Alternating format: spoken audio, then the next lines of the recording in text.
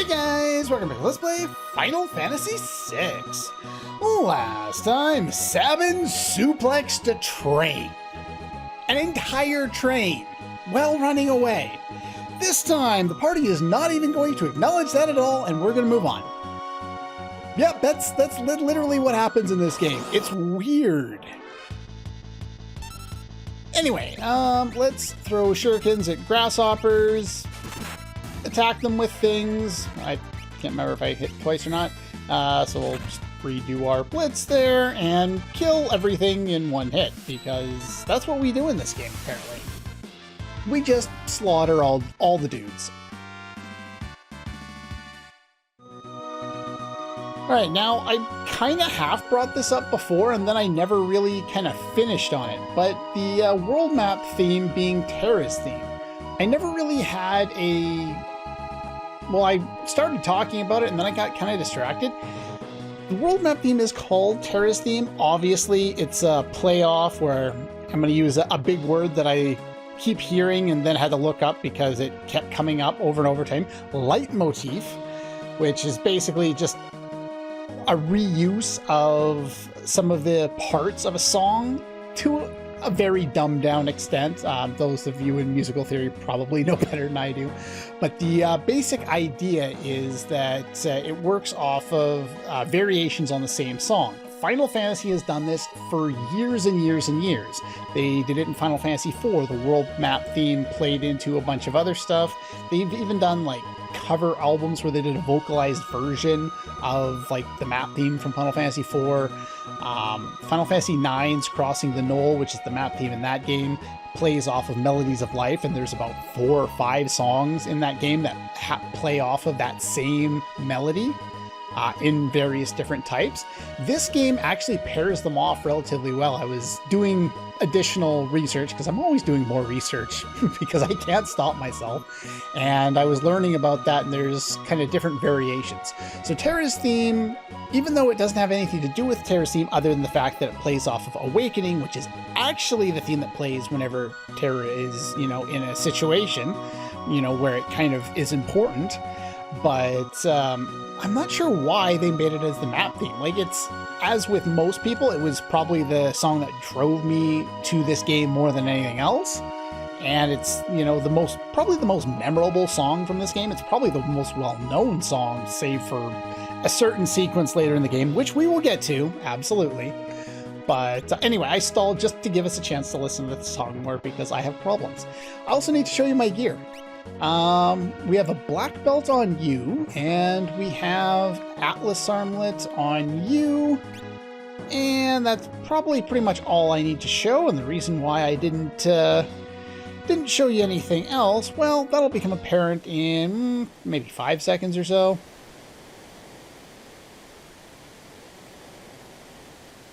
Barren Falls. To the south, I can try that again. To the south is the Veldt.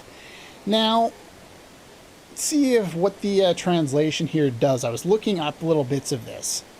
Let's see, anything useful? The Beast Plains in the fan translation. Now, the word in Japanese apparently translates to Beast Plains, and Veldt was a word of somewhere here. I'm going to pull it up because I actually had this listed in my in my notes as I was doing a little bit of research before. It's, let's see. So it means the Beast Plain. Veldt is a wide open landscape in southern Africa. So you can kind of see where they took that off from Beast Plains, the massive plains that exist in various parts of Africa, and the fact that when a Western audience, thinks of Africa, a lot of the time they're thinking of, or at least in my case, they're thinking of the wildlife there, the African savanna, and, Lion King and all that. So I guess that's kind of the vibe that they were going for, and it's an interesting term. The Veldt is not a word I had heard before or since Final Fantasy VI, so there you go. Empire's still on our trail. If we can slip through the Veldt, we can reach the town of Moblies to the east. I have served my purpose. And that's why I didn't show you his gear, because Shadow is running away, meaning he had none. I stole all his gear and gave it to everyone else. I gave his ninja gear to Sabin, who is, I believe, the only one who in our current party who can equip it. Bye, Shadow. See you later, bud. Alright, so we're going to jump off of Niagara Falls, basically. There are other places in the world that have gigantic falls, but that's probably the most famous, so yeah, why not? Let's just, you know, suicidal jump. You know, this is a Final Fantasy game. We probably can survive, you know, cloud level falls, but, really? And then just randomly they throw us into battle. Now, this is really interesting here. I'm going to set up for number 2, because number 2 is a counter. And I gave the other counter-based ability, the Black Belt, to Sabin here. Now, the way that this section works is actually rather unique. It's not something I knew about until I was, again, doing more research. And apparently, this is time-based. You will continue to fight piranha enemies, which are weak as all hell, for approximately 60 seconds. Yes, literally, you just fight dudes for 60 seconds. Now, I have each of my characters set up with a counterattack to try and make the fights end a little bit sooner if they happen to get hit. Sabin with his ability, Cyan with his ability, Sabin with an accessory. But yeah, these enemies have almost no HP. You don't need to do special moves to finish them off or anything like that. They die pretty quickly.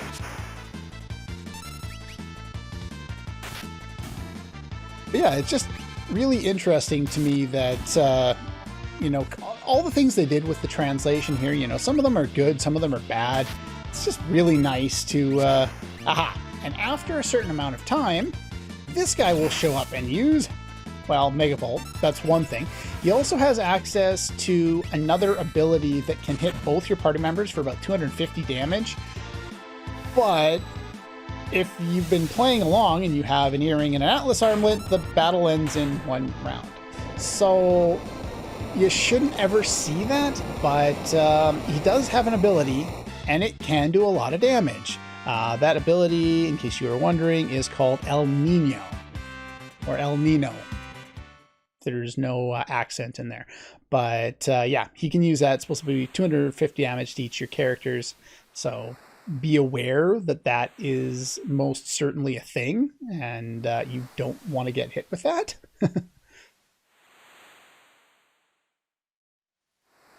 And Sabin floats. Well, that's good at least. He's had a little experience floating down rivers.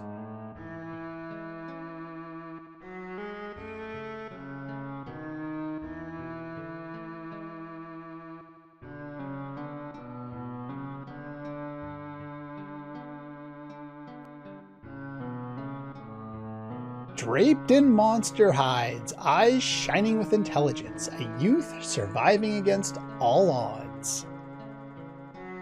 Here we have Gao, Ga, Go. I don't know how to pronounce them. The most familiar I am with it is Ga.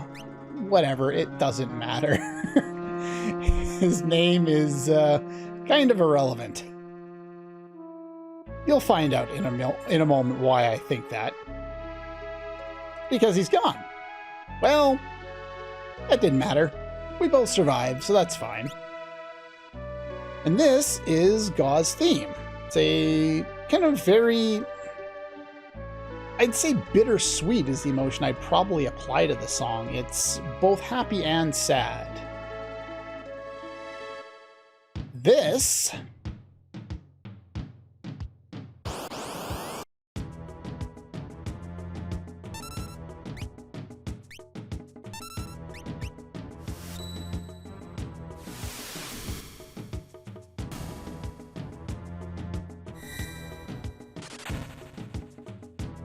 This is the theme of the Veldt. Bye-bye, doggy. And it is a very bass-heavy song, especially for a Super Nintendo game. And it's very easy to find yourself bobbing your head to while you're playing. Which is good, because you can hear the song a lot if you want to, well, make a certain character extremely good. But we'll get into that a little more later. Hi! Gau's back! You're hungry? Okay. Do I do anything? You're hungry. Well, I don't have any food for you. Go away. You strangers, go away. You scare animals. Well, he jumps a lot, so that's a thing.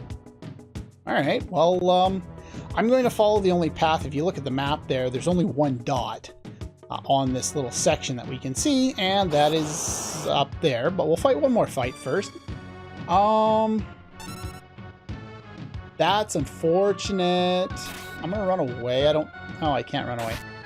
Well, that's that, I guess. The reason why I wanted to run away will be apparent in a little bit as well. But, yeah, this is a battle I actually want to experience in a little bit. Now, the way that the Veldt works, and I kind of alluded to this a little bit before, is the way the way the battles are kind of identified in this game is in battle formations. So your character or the enemy formations are set up in really weird ways. Like, there's lots of information about this. Basically, it's really confusing, and I would have to go into way too much detail to explain it in a lot of detail. I do have notes that I'm going to go by, but it'll be kind of more important to talk about it in a little bit, so I won't go too far. Suffice to say, for now, is that the Veldt is a unique area where you can counter pretty much any monster, within reason, there's a few exceptions, that you've encountered in the past. This does even include some, but not all, boss fights. And the interesting thing about that is you can encounter all these old enemies here, get, you know, their steals and their drops and stuff like that, as well as another situation that'll come up in a moment. But you also don't gain experience here, just money. So that's kind of unique. Anyway, came from Barren Falls, flowing like there's no tomorrow. This guy is only carrier pigeons link our village to the outside. He's an interesting little, you know, kind of, you could pay the money, but there's no real need to. I don't think there's any items around here. By the way, I should give somebody the sprint shoes here because we are moving way too slow. There we go, much better. Out of the way. Let's talk to some people. Letters tell us war has broken out. The guy there's a tad psycho. Man's lost his marbles. Threw his own kid out, thinking it was a monster.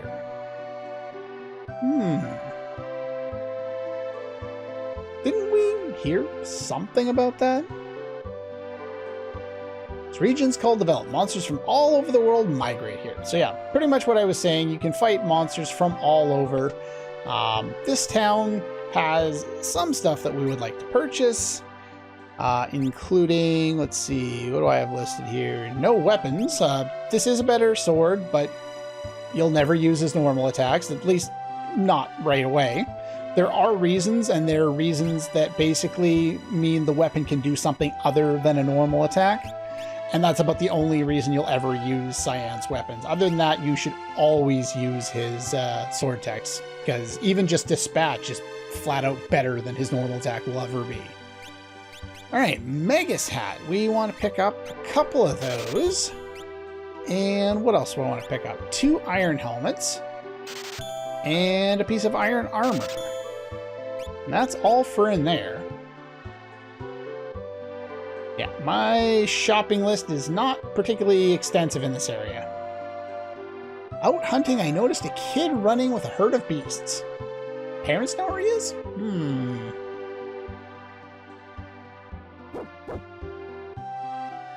Hello. Threw some dried meat into a herd of hungry animals and some kid emerged and grabbed it. Well, we saw a kid, and he did come out when we fought monsters. Also, here's dried meat. So, eat when hungry. Kid said he was hungry. He did kind of check on me when I was floating there, so we'll give him some food. Why not? Anything else? I don't think so. I think we're good. Anybody else fun to talk to around here? Only, yeah, you already said that. Move out of my way, please. Soldier here is hurt pretty bad. Oh, come back here. Some soldier wandered here, busted up pretty bad. Doesn't look too good. Only the letters coming from the town of Miranda are keeping him going.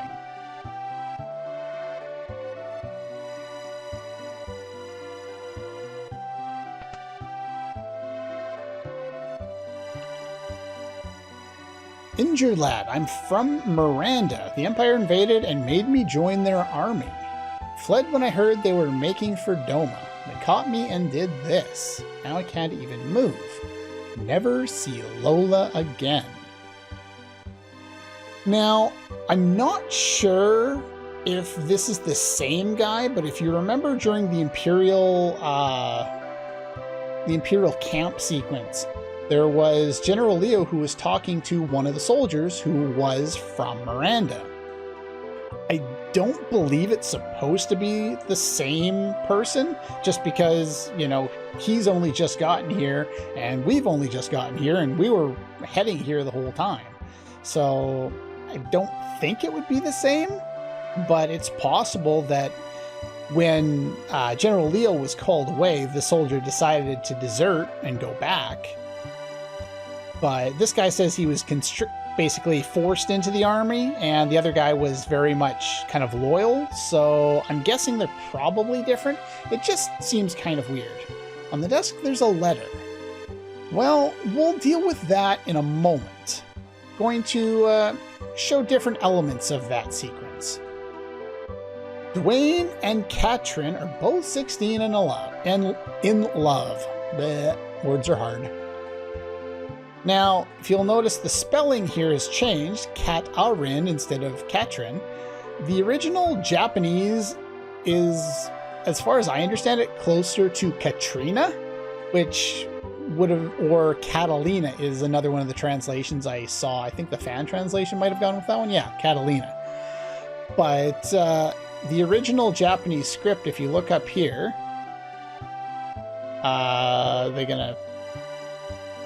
the one downside to the way they've set this up is you don't get a chance to, like, they don't spell it out in Roman characters, so it's hard to demonstrate to other people who can't read the hiragana or the katakana.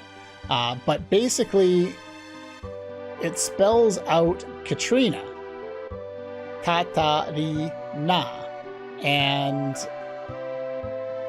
that would be kind of how I would have gone about it, but for some reason, not only are the translation, or does your translation show different names, but Katrin, I'm not sure if that's a common name in places.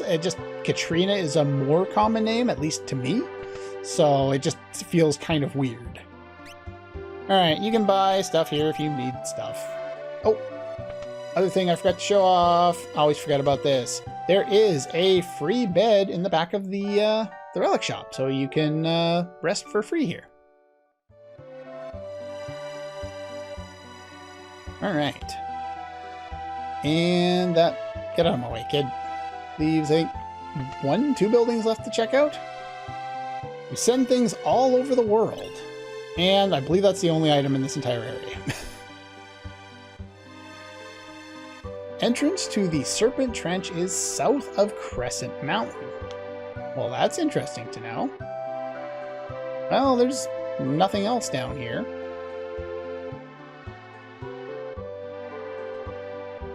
Alright, let's go over here and talk to you. Strong currents run through the Serpent Trench.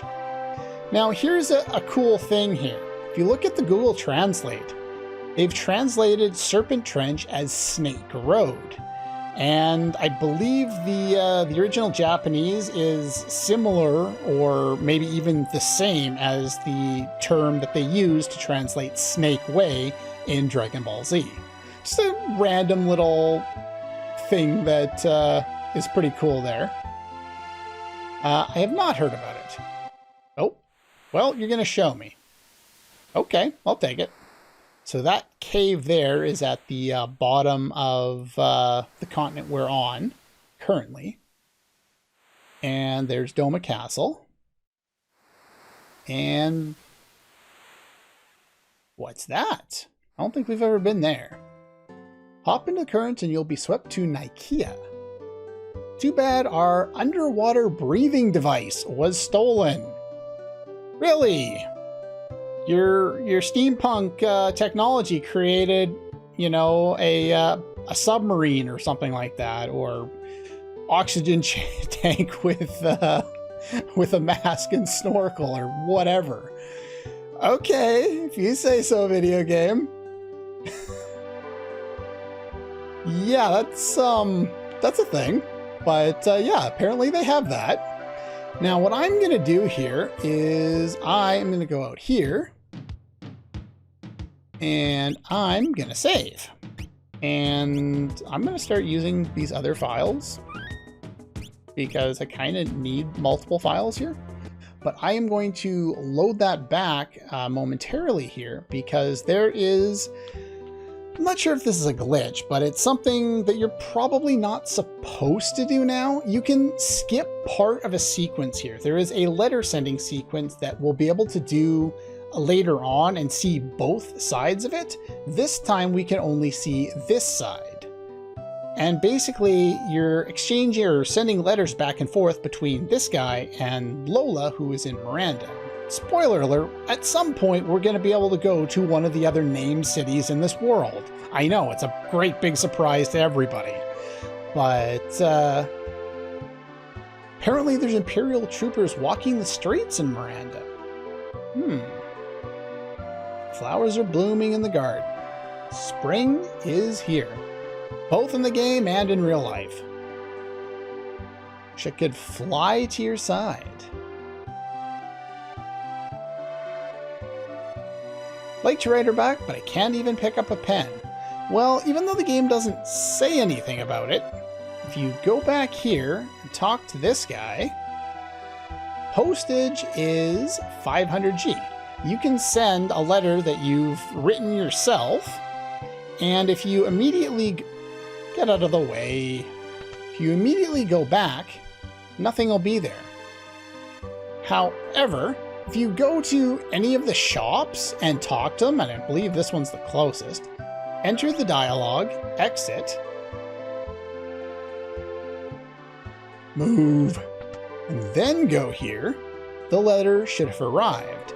I don't know what this is, like how this is tricking the game into thinking time has passed, but maybe it's assuming you've gone somewhere else. I don't know. Can't find your favorite record. Thought I'd play it and you'd be kind of sort of with me. Each time there's a letter, you have the option, even though it doesn't say you do, to come over here and send something for the soldier. Then you just need to pop up to a shop, enter exit, and go down here and do the whole thing all over again. Now, I'm going to do all of this kind of on screen just to show you the process. It doesn't take very long anyway. But if only we had some tonic. I'm not sure how tonic is going to make a sick person all that much better, but I guess it does heal HP. Takes 500 gold to send a 50G tonic across the river when it costs 50G in Miranda too.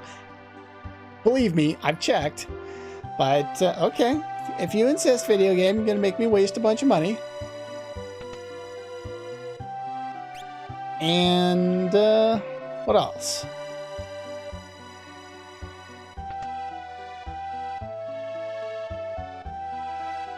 And what do we got here? Haven't heard from you. Give her anything if you could only move. Yeah, you can't really move very much. You're still injured. Apparently days are passing in between this. Send one more letter for you.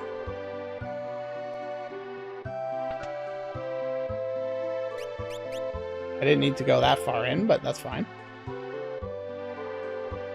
Move.